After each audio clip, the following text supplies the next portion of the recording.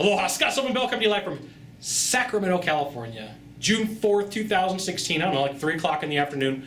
Perfect day to talk about sales. And we're talking about if you're scared to get into sales or you just got into sales, what you could do to get better.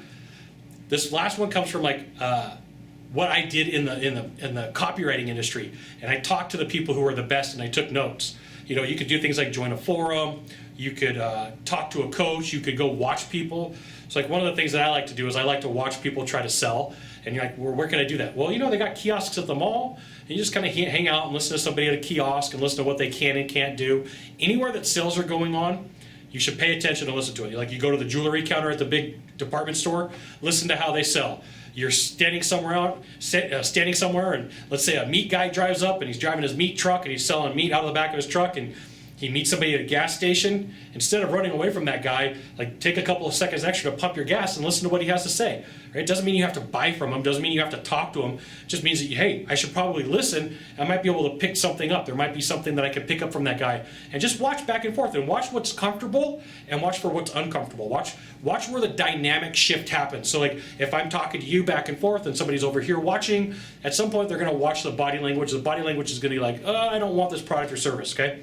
Watch for that. If there's a tone and pitch inside of the process and like all of a sudden the buyer starts going, and they start getting iffy, watch for that. Watch for where the sales process breaks down.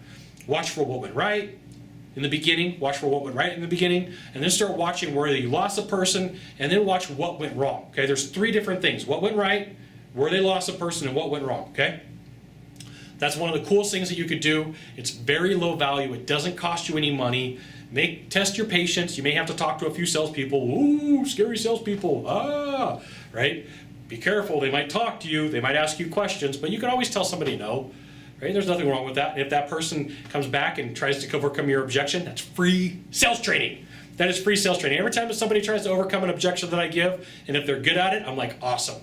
So I'm in Kauai 2 weeks ago. Sorry, Maui. I'm in Maui 2 weeks ago. I was on Kauai too, but I was in Maui, and the rental car lady, she was relentless. She didn't give up. She was like, do you want the extra insurance? No. Do you want us to prepay for gas? No. Well, you know, the gas on the island right now is $3.21 a gallon, and if you buy it through us and just bring the car back, it's $2.69. Okay, right? Hey, that was free sales training for me. And my little sister was with me. She had never traveled by, going and doing a bunch of cool stuff like this.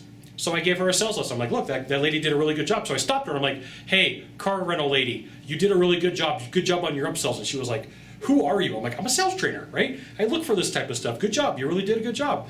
She was like, I've never had anybody tell me that before in 20 years. I'm like, not even your boss? And she goes, no, silly. Not a customer. I'm like, oh, okay. Well, there you go.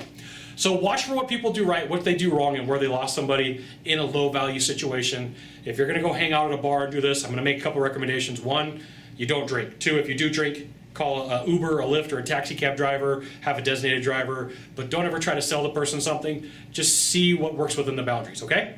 There you go. Now, if you could do a small favor for me, in the box down below, leave a comment, question, or story. That'd be fantastic. To the right, to the left, there's a subscribe button. You know what you gotta do. Subscribe. And you can send it out to all your friends via StumbleUpon, Facebook, Twitter, Google+. I got one more, LinkedIn. We'll see you soon. Thanks for watching. Aloha.